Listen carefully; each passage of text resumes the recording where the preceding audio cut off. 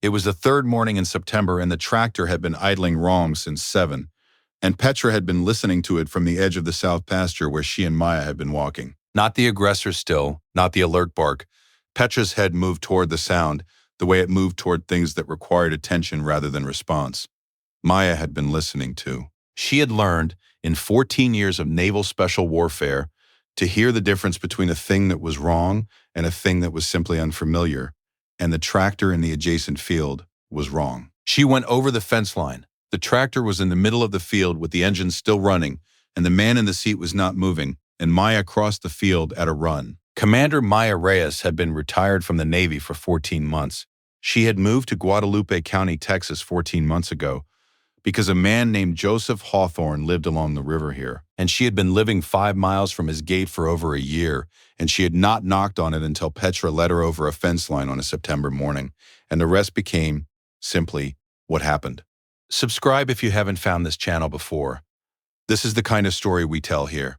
Maya was 39 and had been a naval special warfare sniper for 14 years, which meant she had spent 14 years developing a capability so far outside the normal parameters of human achievement that the people inside the community who knew what she had done did not fully discuss it, because some things are acknowledged rather than spoken. She had done 4 deployments and had taken a number of difficult shots in a number of classified contexts, and had been decorated for some of them and classified out of the record for others. The specific one that mattered to this story had happened 9 years ago, in a location that is not named in this account for reasons that remain in effect. On a morning when 22 operators from 4 elite units had assessed a target at a distance that no confirmed record had yet reached, and had determined that the variables could not be adequately controlled and had stood down, Maya had not been there for any of the 22 assessments.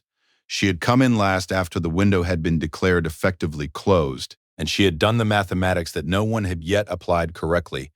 Atmospheric modeling, not ballistics, the air itself, not the bullet, and she had lain down and waited, and then she had fired. The shot had landed where it was intended to land. The person it was intended to save had lived. The operation was classified in its entirety. She had moved to Texas because she had found, in retirement, that the carrying of certain things was easier when done in proximity to the person they concerned. She had not been able to explain this to herself fully. She had looked up Colonel Joseph Hawthorne, found the farm on the Guadalupe, and had driven past the gate in April of the previous year and then in October, and then had rented a property nearby in November and had been living there since, circling, going on morning walks with Petra past the southern fence line where the cedar and live oak gave way to pasture. She had thought, for 14 months, about knocking on the gate. Petra had found a more direct approach. Petra was 6 years old, a Belgian Malinois, tawny with a black muzzle and eyes that suggested she was conducting a continuous assessment of all available information and had not yet delivered her final report. She had served Maya's last 2 deployments and had been with her since. She had a specific quality in the presence of certain people, veterans of particular experience, that Maya had observed and not fully categorized, a kind of direct, immediate recognition, as though she could read the register of someone's service in their posture or their stillness, or some frequency Maya could not detect. She had gone to Joseph Hawthorne the way she went to people she had already decided about, directly, without the performance of approach. Joseph Hawthorne had been 82 years old for 4 months and had been on this land for 30 years, since he left the Army in 1994, with 2 stars and a specific kind of tiredness that can only be earned and cannot be described. He had commanded special forces in Vietnam in 1968 and 1969, had gone back for the Gulf War in 1991, where he had commanded a combined arms operation that had been cited in 3 subsequent military studies and was still being taught in certain programs, and had come home and bought this farm because Eleanor had grown up in the hill country and had been patient for 26 years while Joseph served and had asked for one thing in return, which was the river. They had been on the Guadalupe for 18 years before Eleanor died. Joseph had stayed because the river was Eleanor's and the land was Daniel's, and the live oak at the river bend was where both of them were now, and he was not leaving. Daniel had been his only child, had served 3 tours across 2 decades of America's various commitments, had survived things that his father was too experienced to pretend were not close calls, had come home after each one with the specific understated wholeness of a man who understood what he had been close to and had chosen not to make it the center of his identity. Had been killed in a training accident 6 years ago, in the third year of what was supposed to be a quieter phase. Joseph had buried him at the live oak where the river bent west, in the place Daniel had said once he would want to be, and Joseph had set a stone there and had kept the land the way Daniel had kept his things, carefully, without sentiment, with the understanding that the keeping was a form of the relationship continuing. He had kept a photograph in the kitchen, a team photograph from an operation 9 years ago that Daniel had kept in his effects and that had come home after the training accident with the rest of them. Every face in it had been assessed by Joseph over 6 years because that was who Joseph was. He assessed things. It was the habit of 40 years. He knew the faces. He was still learning what some of them meant. Is there someone you have been circling? Someone you've been meaning to reach? Someone whose door you haven't been able to knock on? Who is waiting without knowing they're waiting? Type their name below, or just the distance.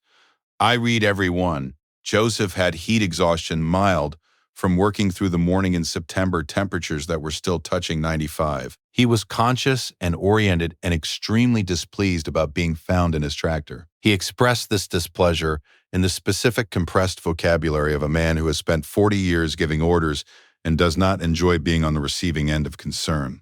Maya helped him off the tractor without commenting on the displeasure. Petra stayed close to his left side across the field and into the house, which was the stone and cedar farmhouse Joseph had built with 2 other men in 1996, and which had the specific density of a structure built to last through weather and time by people who knew what both of those things looked like. She made him drink water. He submitted to this because it was physically necessary. He looked at Petra, who had placed herself at his left knee with the proprietorial ease of a dog who has decided where she belongs. He said, "You're the woman from the Prentice Road place." She said, "Yes, sir." He said, "You've been there a year."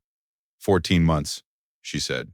He looked at her. He had the eyes of a man who had spent 40 years reading situations and people and had seen enough to know when there was more than the surface of a thing.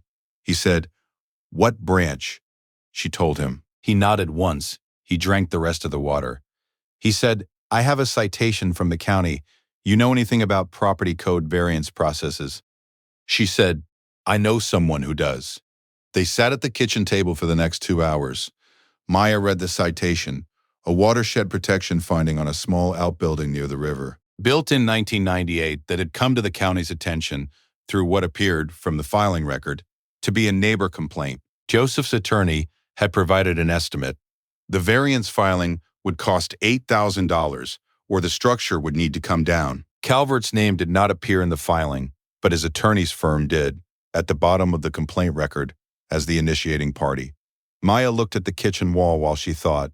On the wall, Eleanor's photographs from the hill country, a map of the property with boundary lines in red pencil, and the team photograph from the operation 9 years ago, in a plain frame, positioned at eye level for a man of Joseph's height.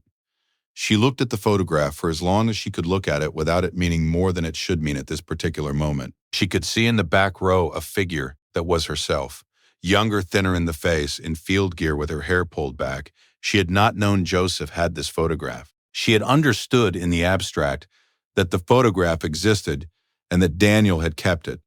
She had not known it was on Joseph's wall. She looked at the citation in her hand.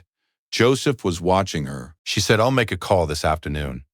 She did not explain what call, or why she was the person to make it, or what she knew that made her the right person to make it. She made notes on the margin of the citation in the same precise, minimal handwriting she used for everything. What Joseph said when she came back the following morning, and what he did not say, was the thing that would stay with her the longest. If you had been in Maya's position, sitting at that kitchen table looking at that photograph, what would you have done? Tell me below. I read every comment.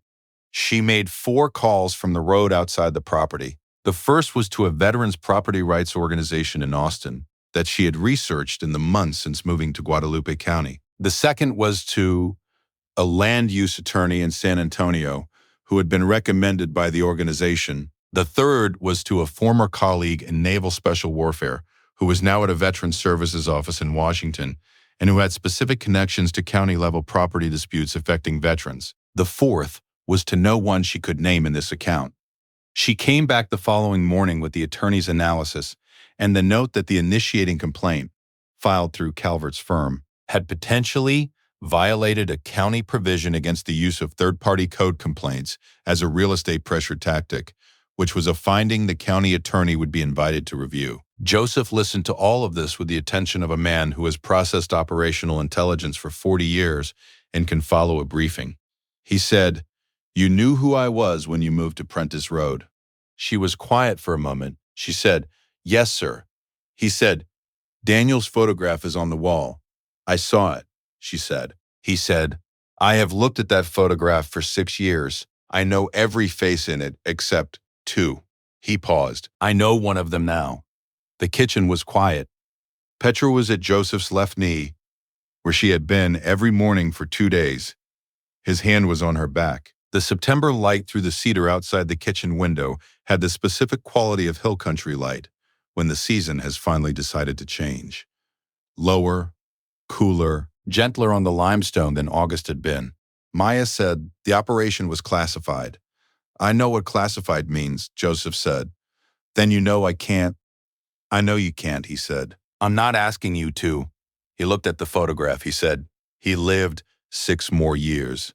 She did not say anything. He said, "He would have wanted me to know."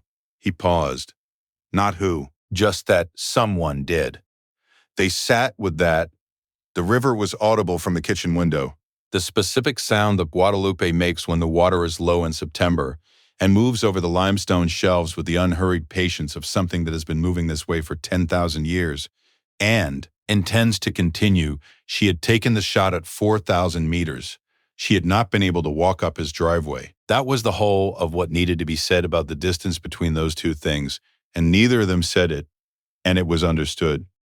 Rich Calvert arrived 2 days later with the county code officer and a development attorney at 10 in the morning. He came in a white SUV with the Calvert Properties logo on the door and the specific manner of a man who has identified an obstacle and has arrived with the correct instruments to remove it. He had heard through the county office that Hawthorne had hired an attorney, and he had come to have what he described in the message he'd sent the day before as a good-faith conversation about the path forward.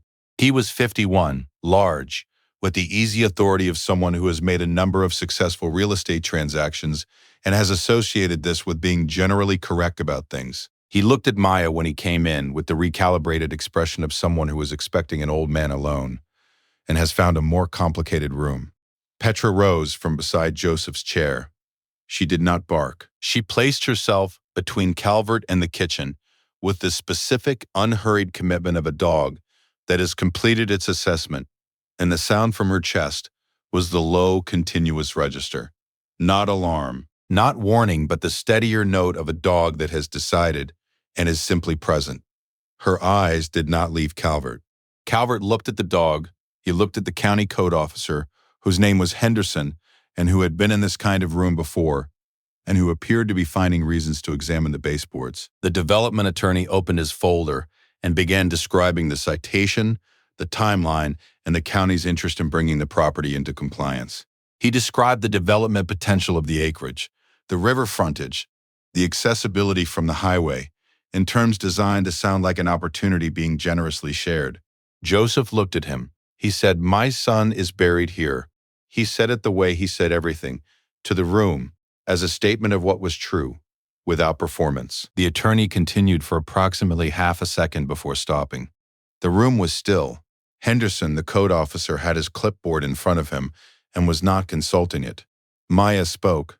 She described, in the specific factual register she used for everything, the findings of the land use attorney she had retained, that the initiating complaint had been filed by a firm with a disclosed financial interest in the property's acquisition, which constituted a potential conflict under Section 4.7 of Guadalupe County's code enforcement provision, and that a formal review of the complaint's origin had been requested and was expected to result in a suspension of the citation pending investigation.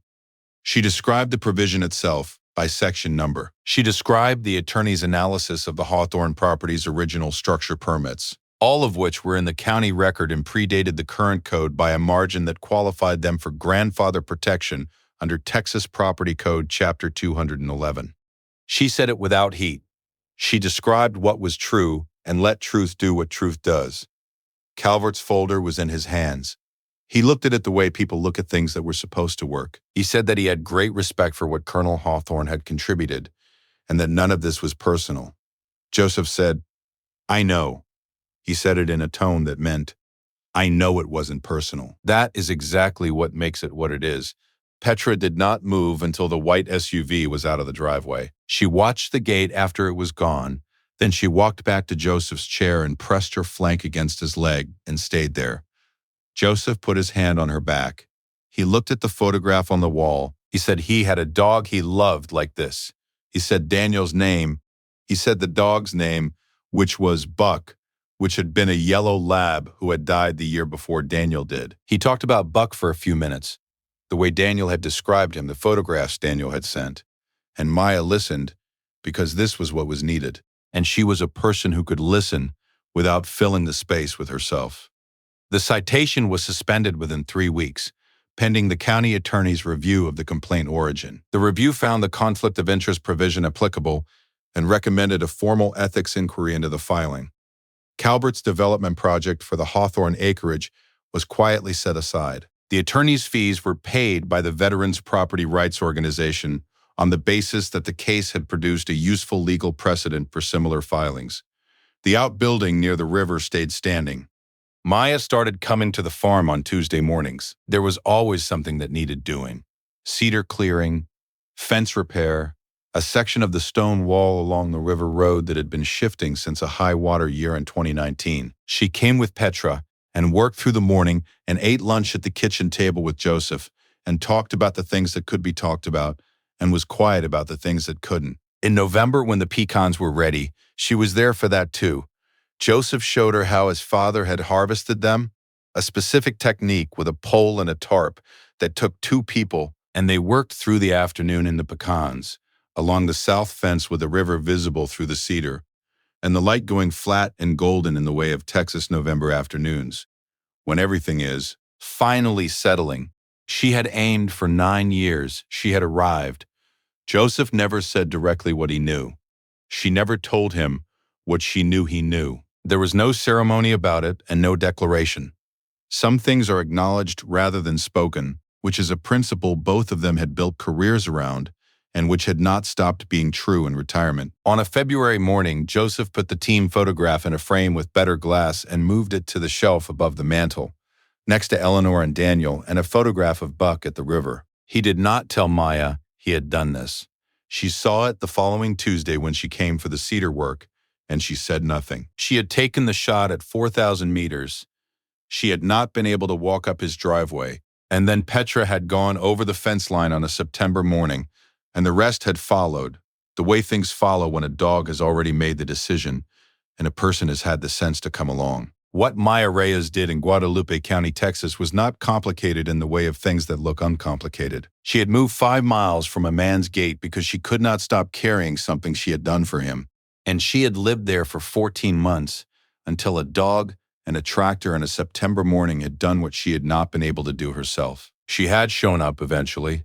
Everything after that was Tuesday mornings and pecan harvests and a stone wall along the river road that needed 2 people to do right. She had aimed for 9 years. She had arrived. This story is for every person carrying something they did for someone else.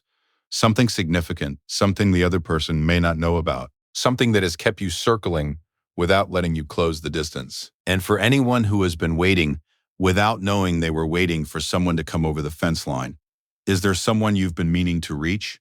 Someone whose door you haven't knocked on yet? Tell me about them in the comments. I read every one. Every story on this channel is about choosing not to look away. If that means something to you, subscribe. So you're here for the next one. Which moment in the story stayed with you? I'll see you in the comments.